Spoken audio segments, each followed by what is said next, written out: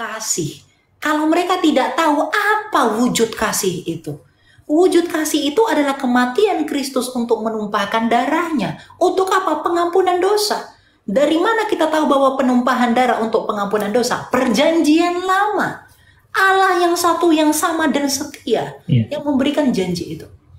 Jadi Kristus menggenapi itu di perjanjian baru. Jadi kalau memang dikatakan mitologi iya, itu salah sekali. Iya.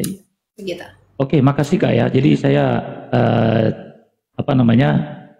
ya merasa ini juga sih ya, ada sedikit pencerahan dengan golongan mereka itu namanya tadi Marcionisme ya.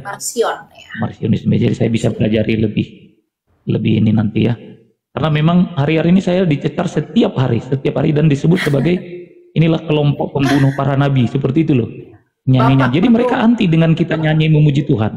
Gitu. Iya, makanya Bapak perlu mengikat diri kepada kita orang apologet ini. Karena saya tidak membeda-bedakannya Pak, tapi cara orang berkhotbah pendeta dengan cara orang berapologetika itu beda. Ya. Orang berapologetika dengan orang berkhotbah itu beda. Orang berapologetika itu jauh lebih kritis karena yang dilawan yang tidak percaya. Kalau orang berkhotbah, dia menyampaikan meneguhkan yang sudah percaya. Dan orang-orang Marcion itu tidak percaya. Jadi kalau kita orang-orang yang biasa bertemu dengan seperti Bapak yang konseling dan lain-lain gitu kan, itu mungkin gimana ini gitu. Tapi kalau dengan apologet, ya, itu sebentar ditepis oleh mereka gitu. Ya, saya percaya bahwa Bapak punya panggilan memang untuk menguatkan orang-orang yang sudah percaya. Karena panggilan saya pun begitu, tapi cara saya berbeda apologetika. Kita semua punya panggilan masing-masing. Saya tidak lebih unggul dari Bapak, Bapak tidak lebih unggul dari saya. Kita sama di hadapan Kristus. Tapi strategi itu penting untuk menelanjangi siapa mereka. Yaitu para... Ya, jadi gini Kak Elia, jadi yang Kakak bilang tadi benar banget. Saya memang selama ini mengikat diri dengan para apologet, tapi... sudah 6 bulan ya saya mundur dari dunia apologet. Jadi dulu kalau akun apologet saya ya bukan nama sebenarnya karena agak riskan gitu kan. Jadi saya beralih ke ya apa adanya saya dan melayani dengan apa adanya, tidak lagi di apologet. Tapi setelah saya lihat Kak Elia Miron ini berani on cam berapologet, ini luar biasa. Ini mirip-mirip Pak Mikana juga kan begitu. Ya, jadi apalagi kan Elia Miron ini kan seorang pria yang masih sangat muda, yang menurut saya masih sangat muda ya dibandingin saya.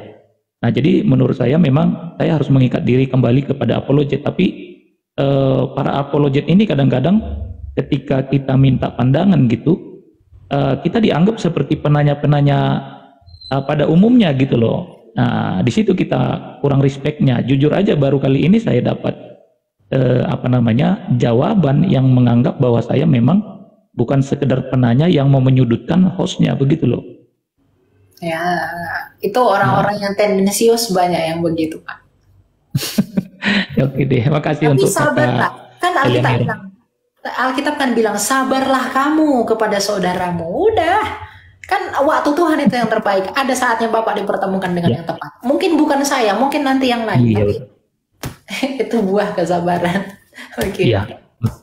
Pokoknya ya saya sebenarnya sudah lama yang ngikutin Bro Elia Miron ini, tapi baru kali ini boleh gabung di Komal ini. Dan ya kalau berkenan disenggol lah ya, karena kita satu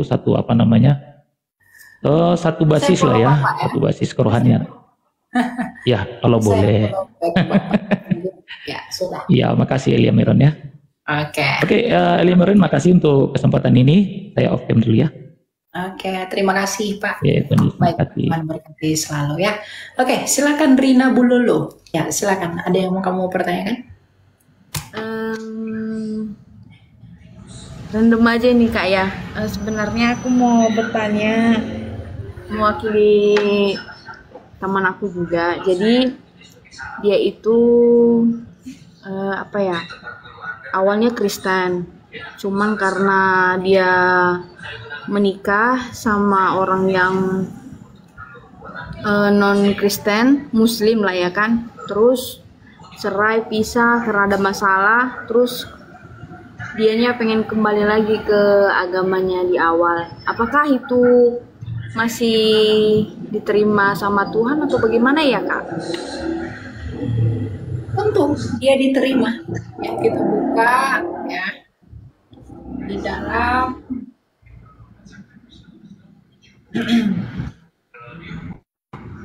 bentar ya. 2 Timotius 2 ayat 13. Jadi ini ceritanya kalau dia sudah murtad tapi pengen kembali lagi menjadi, kamu mute dulu ya. Oke. Ini ceritanya mungkin ketika dia sudah murtad tapi dia pengen kembali lagi menjadi Kristen, bagaimana pandangan Alkitab mengenai itu? 2 Timotius 2 ayat 13 ya. Bentar ya.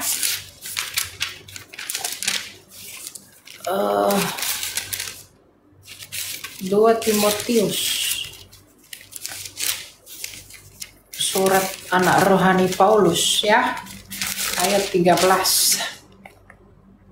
Dikatakan begini, ayat mulai dari ayat 11. Benarlah perkataan ini ya. Jika kita mati dengan dia, kita pun akan hidup dengan dia. Jika kita sabar, kita pun akan ikut memerintah dengan dia. Jika kita menyangkal dia, dia pun akan menyangkal kita. Jika kita tidak setia, dia tetap setia karena dia tidak dapat menyangkal dirinya. Nah, jadi dikatakan di sini, jika kita menyangkal dia, dia pun menyangkal kita. Jadi kasus dari temanmu ini adalah dia sudah sadar akan dosanya bahwa dia tidak boleh menyangkal Tuhan Allah yang menghidupkan dia. Allah yang sejati, Allah yang benar. Maka dia memutuskan untuk kembali kepada Tuhan.